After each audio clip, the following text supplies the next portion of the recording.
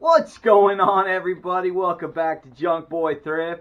It's been a minute. I have been seriously slacking on doing the video thing. Hoping to get back into it, though. It's been cold here. I usually film out in the shed. Today I'm in the house.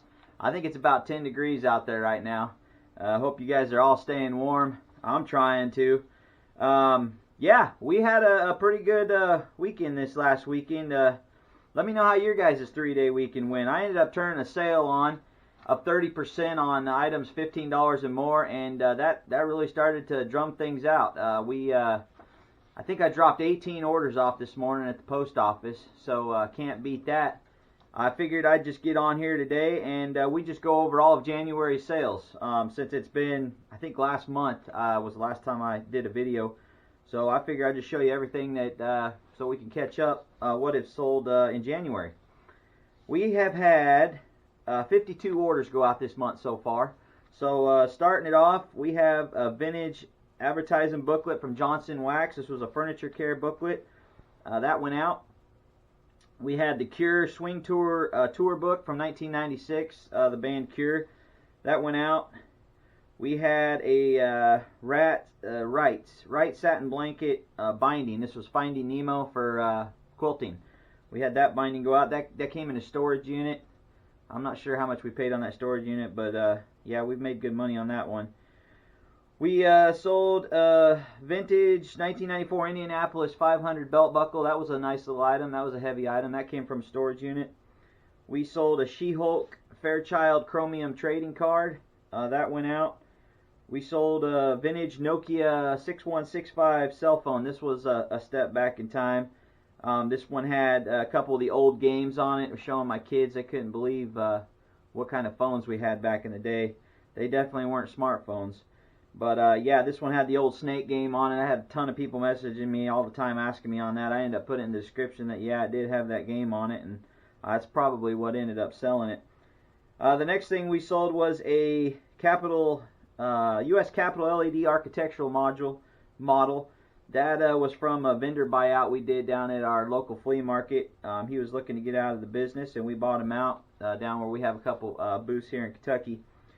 The next thing going out was Alice in Bibleland storybooks. This was a good sale. A lot of 27 of those. Those went out. Another trading card, a Vampirilla foil vintage card. That went out. Chronicles of Narnia audio CD. That went out. That was from the vendor buyout we did. He had a bunch of media, board games, video games, stuff like that. Next thing was Anne Hesh book, a hardcover book. That went out. Using Latin. That was a 1954 vintage textbook. That went out. Got that from a haul from a buddy of mine. I trade him stuff from time to time and didn't pay anything on that. We sold a black and white vintage photo. This one was a good sale. This was 1800s girls swim team on a dive platform. The next thing was a vintage 5-year diary. This was from the late 40s, early 50s. Hadn't been filled out. Next thing was Celestial Seasonings collectible tin. I think this was from 2012. That went out. We sold another audio CD, Shorty of the Lynch Mob. Next up was a 2001 Starlight Fairy Barbie. That went out. We had some abalone teardrop earrings. Those went out. We had Techniques of Healthy Cooking. This was another textbook. That went out. We had Orange Cat bobblehead. This was a vintage bobblehead figurine. We had a Chinese Buddha figurine go out. We had a She-Hulk Fairchild. This was another chromium trading card. Those trading cards do pretty good. We got that. That was in probably the second storage unit I ever bought. That was like, I want to say 3 to 3.5 years ago. And those have just been steadily selling over the last 3 years. Next thing was a Westinghouse sewing machine part. Can't remember what that was. That might have been a bobbin piece. It'll be on the screen. We found, let's see, we sold a black and white vintage photo. This one was the Miami, Florida skyline. We sold a Sears Fall and Winter 1972 catalog. That was a cool little catalog. That went out. We sold another audio CD from The Cross to Glory. We sold another chromium trading card. This one was the Angela card. Sold a Mary Kay Affection perfume. That went out. Another sewing machine part. This was the bobbin winder for a singer. I got about I think it was 3 or 4 sewing machines at an auction. I think I paid $30 for all 4 of them, and have slowly been having my son part them out.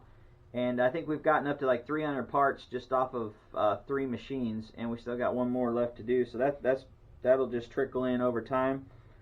The next thing up was a large floral tablecloth. That went out.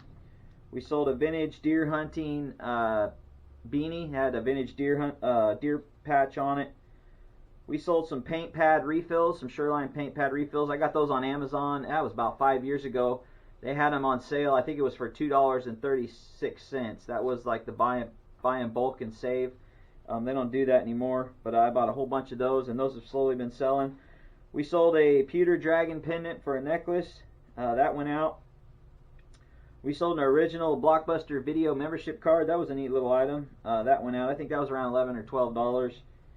We sold a vintage photo, another vintage photo. This was a woman in a wood boat from the 1900s. Next up, we sold 2 glamour magazines from the 1970s. This was another, I got these from the buddy of mine that we do some trading from time to time. He gave me a bunch of books, and that was in it. Next up was a Barton Carey AccuFast circumference ruler. I'm not sure what this was used for. I couldn't find any information online. I couldn't even find anything with Google image search. But it ended up selling. It took about 6 months to sell. It must have been a doctor or something that bought this. But yeah, the next up was a Columbia Restaurant Spanish cookbook. This sold quick. This sold overnight from listing it. The next up, we sold Magic the Gathering. These were some pins. I think there were 2. Yeah, Gruel and Boros pins. Those sold. We sold a 50s and 60s audio CD. This was a new sealed CD. That went out. We sold some more of those paint pads, Sureline paint pads. Next up was a Walt Disney Mary Poppins piano songbook. That went out. We sold another 1970s magazine. This was the Ladies' Home Journal Needle and Craft. Then we sold vintage teak manual and multi-track books. These were, I think these were for some kind of equalizer or something, vintage electronics. These are from 1970s. We sold some Rogers flatware silver-plated 2-spoon set. We sold an old 1900s poem book. Somebody had written a bunch of poems in this book from the early 1900s. And then next up, we sold 2 young.